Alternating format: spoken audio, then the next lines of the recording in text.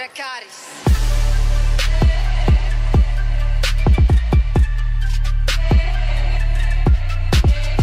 Salut tout le monde, c'est Inside TV, j'espère que vous allez bien, moi ça va. Aujourd'hui on se retrouve pour une nouvelle vidéo, une vidéo de malade sur la zone 51. Mais avant ça, j'aimerais vous remercier énormément car on a atteint les 15 000 abonnés. Et oui, on a même dépassé les 15 000 abonnés et ça fait vraiment plaisir du fond du cœur, franchement. Peace and love, bon, merci à tous les gars et les meufs aussi, merci à tous. Ça fait vraiment plaisir. J'ai failli oublier de vous dire aussi que cette vidéo sera en deux parties. Alors la première partie sera vraiment basée que sur la zone 51. Donc comme ça, on mélange pas tout. Et la deuxième partie que je vais poster un autre jour sera basée sur la preuve que les ovnis existent. C'est encore pire que la première partie. Si vous regardez la deuxième partie, vous allez vraiment être choqués. Il y aura même un test qu'ils ont fait sur des enfants qui ont vu des ovnis. Ils ont été analysés par un psychiatre. Ce que vous allez voir dans la deuxième partie, ça va vraiment vous laisser choquer de ouf en ce qui concerne les ovnis.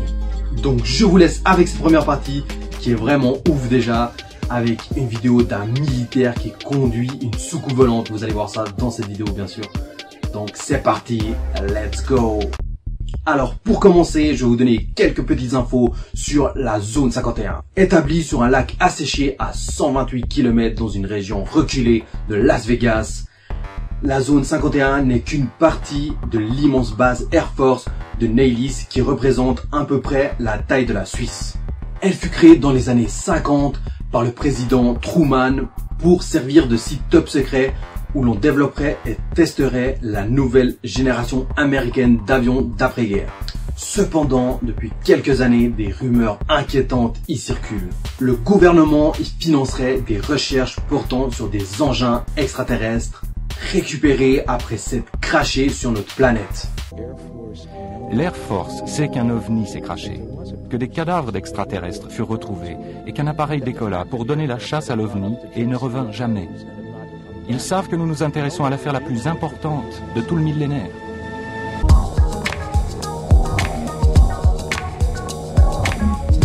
Les détecteurs de mouvement, ils en ont installé des centaines à 12 km de la zone 51. De plus, ils n'ont pas été installés dans le périmètre de sécurité de la base, mais ils ont été installés à des kilomètres de la base dans un espace public. J'ai voulu sortir le truc du sable par curiosité et j'ai vu une antenne qui dépassait. J'ai dégagé le sable. C'était un émetteur relié à un détecteur placé dans une boîte en plastique. Chuck venait de découvrir un détecteur de mouvement, placé non pas dans la zone tampon sécurisée, mais à des kilomètres du périmètre de la base secrète, dans un espace public. Pour Chuck, ces détecteurs viennent s'ajouter à la longue liste de moyens mis en place par la base pour surveiller de près les faits et gestes d'innocents citoyens. Voilà jusqu'où vous pouvez approcher de la base de Groom Lake. Ces panneaux disent en effet que l'emploi de la force mortelle est autorisé. Il y a des patrouilles de sécurité partout sur les collines. Elles nous ont observés pendant l'heure qui vient de s'écouler. Il y a des détecteurs de mouvement, des caméras de sécurité, et si je franchis cette ligne, je serai immédiatement arrêté, emmené au poste de garde, et j'y subirai un interrogatoire pouvant durer jusqu'à une semaine. Dès que vous franchissez la ligne au-delà de ce panneau, vous perdez tous vos droits.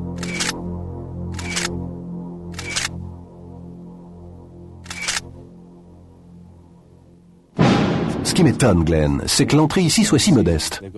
Il y a ce panneau délabré disant « Usage de la force mortelle autorisée », mais on peut vraiment, si on ne sait pas ce qu'on fait, pénétrer directement dans la base. C'est ça l'idée. Vous ne rencontrerez personne ici, mais si vous entrez dans le poste de garde qui se trouve là-bas, à 1 km et quelques, vous serez immédiatement arrêté pour avoir dépassé ces panneaux.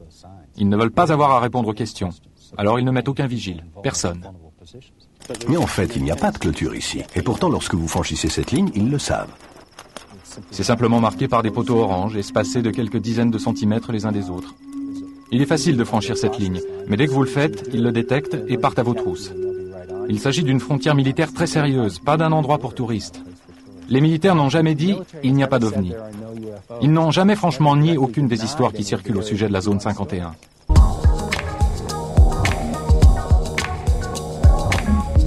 Bob Lazar est un scientifique qui a travaillé sur des engins extraterrestres à la zone 51. Son travail consistait à reproduire des systèmes d'énergie et de propulsion pour les réacteurs de ces fameuses machines volantes dites soucoupes volantes. De plus, Bob Lazar était muni d'une autorisation appelée autorisation majestique qui lui permettait et qui prouvait qu'il travaillait bien à la zone 51. Bob Lazar a réellement travaillé sur des soucoupes et il l'explique très bien. Regardez cet extrait. Le bus s'approcha, s'arrêta, et visible comme le nez au milieu de la figure, dans le hangar, occupant presque tout l'espace du hangar, se trouvait la soucoupe. On aurait dit quelque chose tout droit sorti d'un film de science-fiction. On me permit à une occasion de rentrer dans l'engin afin de voir la disposition de ces systèmes, afin de vérifier si ceux-ci étaient bien configurés. J'étais bien sûr accompagné à bord de l'engin. Il était à l'évidence conçu pour être piloté par quelque chose de plus petit qu'un être humain normal. On était vraiment à l'étroit là-dedans. Il y avait un niveau inférieur et une partie amovible du plancher se pliait et s'ouvrait, de sorte que je pouvais passer ma tête et le haut de mon torse là-dessous avec une torche électrique, afin de voir comment les amplificateurs de gravité se trouvaient sans dessus-dessous, d'observer la disposition de 3 sièges qui faisaient environ 1/3 ou 1/4 de la taille d'un siège humain normal.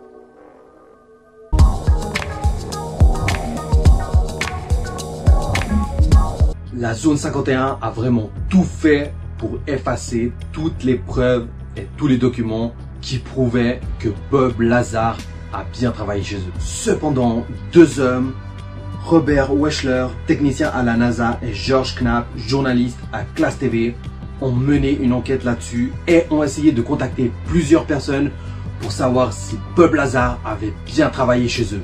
J'ai fait un tas de recherches au sujet de Bob Lazar. Je l'ai réellement rencontré.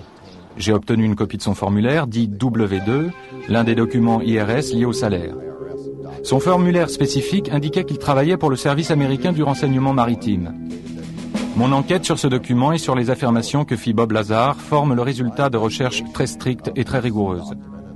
Je contactai le département américain du renseignement maritime et vérifiai qu'en effet, ils étaient certainement responsables de l'émission de ce formulaire W2. J'examinai la question auprès du service des recettes fiscales. Voici ce qu'ils m'ont dit. Leurs mots exacts furent « ça a l'air vrai ». Ils me dirent qu'il s'agissait d'un document authentique, pas de quelque chose de contrefait. Il y avait un tas de nombre de numéros de contrat et autres figurant sur le document. Et lorsque je fis des recherches sur ces derniers, il s'avéra qu'il s'agissait de numéros recensés hautement confidentiels. D'ailleurs, le service des recettes fiscales se heurta à un mur lorsqu'il tenta de retrouver le véritable employeur associé au document.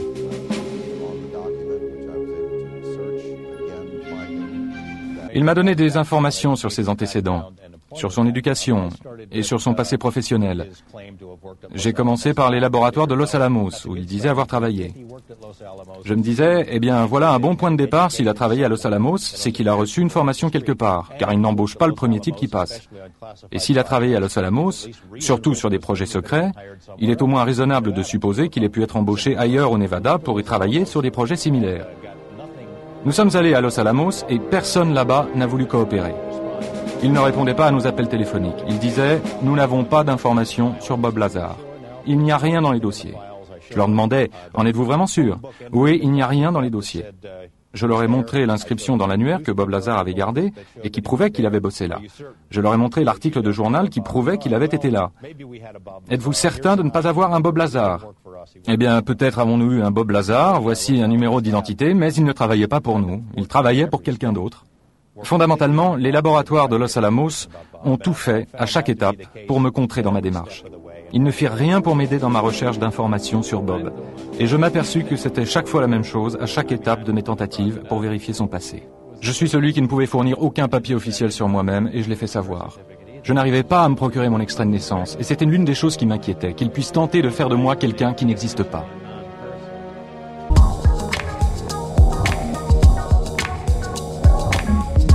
Vu que beaucoup de personnes ne croyaient pas Bob Lazar par rapport aux soucoupes volantes, il décida d'emmener ses amis dans le désert pour assister à un test de soucoupe volante. Car il s'était rappelé que les tests étaient souvent effectués le mercredi soir. Cependant, la première fois qu'il est allé avec ses amis, personne ne les trouva et ils ont pu assister au spectacle tranquille, voir les soucoupes voler. Que nous sommes partis, Jean Huff, mon ex-femme, John Lear et moi.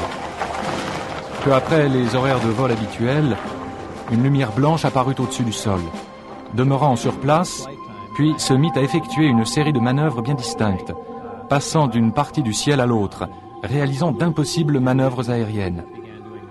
Et à un moment, l'engin s'est mis à luire de manière incroyablement forte. Et nous avons cru, nous qui nous tenions à des kilomètres et des kilomètres de là, que quelque chose allait mal et que l'appareil allait exploser, à tel point que nous sommes tous allés nous réfugier derrière la voiture.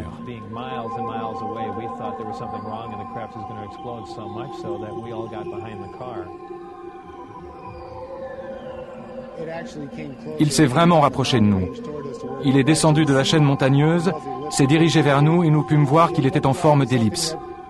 Il ressemblait à quelque chose qui... C'est étrange à dire, ça ressemblait à une explosion qui commence à se produire et qui s'arrête, et se dissipe.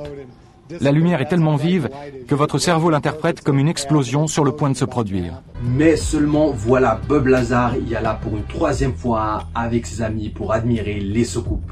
Non mais sérieux, le mec il s'est cru chez sa mère ou quoi? Déjà tu y vas une fois, si tu rentres chez toi vivant t'es content, alors une deuxième et une troisième fois.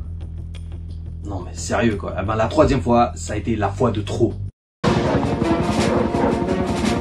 Lors de sa troisième visite nocturne pour observer les soucoupes volantes en compagnie de ses amis, Bob Lazar fut arrêté.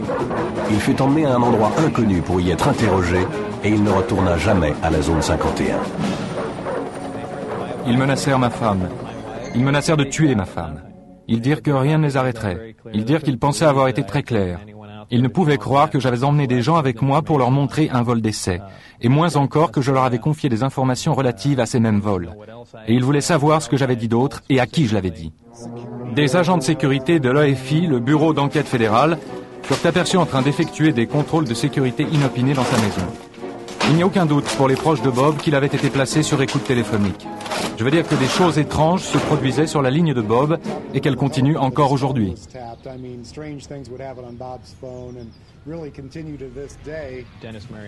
Denis Mariani, qui était mon directeur, me passa un coup de fil.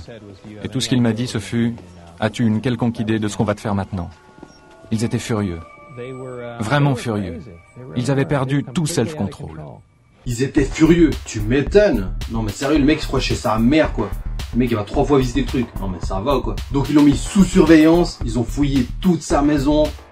Et en plus de ça, ils ont menacé sa femme de mort. C'est vraiment des malades franchement. Et après les gens ils disent ouais je vais à la zone de côté, tranquille. On verra, on verra.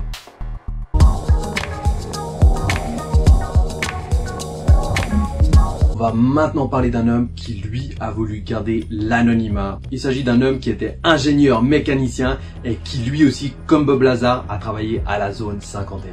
Alors là, le mec, il dit qu'ils y ont trouvé 4 extraterrestres vivants après un crash de soucoupe. De plus, le mec, il affirme qu'il a travaillé avec un extraterrestre pendant plus de 16 ans. Alors, je vous laisse regarder l'extrait et vous me dites si ce mec, c'est un mal mental ou pas. Nous avons récupéré une soucoupe extraterrestre. Celle en particulier sur laquelle je devais travailler provenait du crash de Kingman et fut par la suite transférée au terrain d'essai du Nevada, dont je n'avais pas connaissance à l'époque. A-t-on retrouvé des cadavres d'extraterrestres? Pas des cadavres.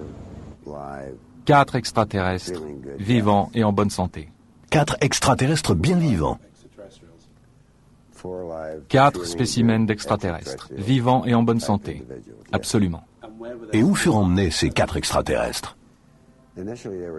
Au départ, ils furent transférés au Nouveau-Mexique. Et quelques mois plus tard, emmenés au site du Nevada. L'une des choses sur lesquelles je travaillais était un simulateur de soucoupe volante, destiné à entraîner des pilotes à manœuvrer cet appareil d'apparence étrange. Il devait faire voler des hommes et pas des extraterrestres.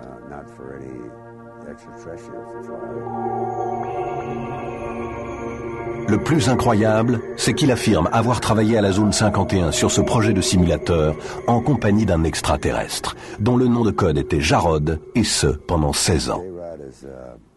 Jarod est un extraterrestre gris d'environ 1,50 m. Sa seule fonction est celle de traducteur scientifique. C'est tout. Si nous voulions remplacer quelque chose à eux par quelque chose à nous, ils devaient être d'accord. Si j'avais une question, voyez-vous, et que je me demandais comment la lui poser, il savait déjà que je l'avais en tête et possédait déjà la réponse. Et lorsqu'il répondait, c'était avec ma propre voix, sans que j'aie même à ouvrir les lèvres. Il est possible que lui et quelques milliers d'autres travaillent sur le projet, ici ou ailleurs.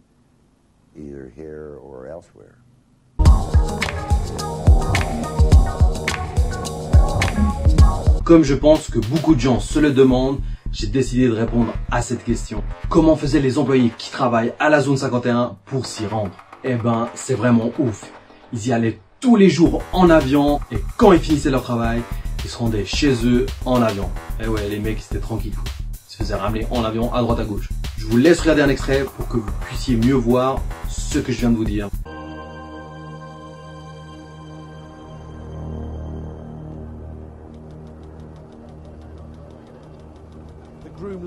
Le mystère de Groom Lake continue. Nous avons suivi hors de la base secrète les avions qui transportent le personnel et ils ont atterri ici, à l'aéroport McCarran, juste à la sortie de Las Vegas. Il y a apparemment un peu plus d'une douzaine de vols qui chaque jour amènent et ramènent le personnel de la base la plus secrète de toute l'Amérique.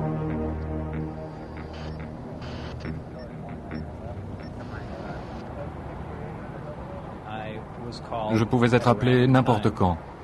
La personne au bout du fil pouvait me dire « Monsieur Lazar, il est 4h15 du matin, nous souhaitons que vous soyez à l'aéroport de McCarran pour 5h moins le quart. » L'avion décollait à telle ou telle heure, alors je me rendais là-bas, je me faisais enregistrer, je montais à bord et l'avion décollait pour Groom Lake.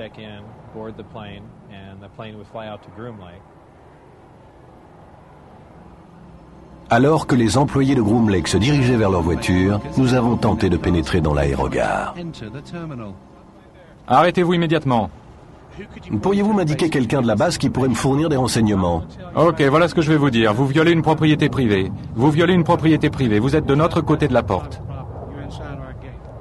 Et je vous conseille maintenant de quitter les lieux immédiatement. Est-ce la propriété du gouvernement? Faites ce qu'on vous dit. C'est une propriété privée, vous la violez. Veuillez quitter les lieux. Est-ce la propriété du gouvernement ou est-ce juste privé? Pas de commentaires. Vous violez la loi. Ok. Qui essayez-vous d'embrouiller, mon gars? J'essaie juste de trouver... Vous me racontez des foutaises. Tirez-vous. Vous pourriez nous orienter vers quelqu'un pouvant nous donner des éclaircissements. Au revoir.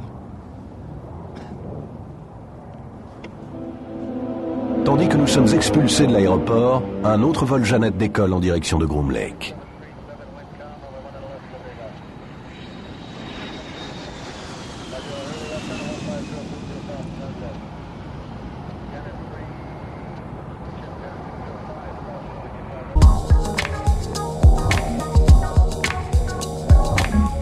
Et oui, des soucoupes fabriquées par l'homme, ça existe en effet. Il y a l'Avrocar qui décolla en 1955 dans le secret le plus total. Moins de 10 ans après qu'on ait soi-disant découvert des soucoupes extraterrestres à Roswell. Je vais maintenant vous passer la seule vidéo qui existe dans le monde d'un militaire qui conduit une soucoupe fabriquée par eux-mêmes. Ah oui, car ils ont reproduit ça par rapport à une soucoupe qu'ils ont retrouvée à Roswell, soi-disant. Après, on ne pourra jamais savoir si c'est vrai ou pas. Donc regardez bien l'extrait, c'est vraiment un truc de malade. L'Avrocar était basé sur des recherches que menaient les scientifiques allemands durant la Seconde Guerre mondiale. Nous avons obtenu le seul film jamais réalisé sur les premiers vols d'essais top secrets effectués en 1960 au Nevada. Pourquoi a-t-on fait dans les années 50 cet essai militaire d'engins volants alors même que le projet Blue Book niait leur existence?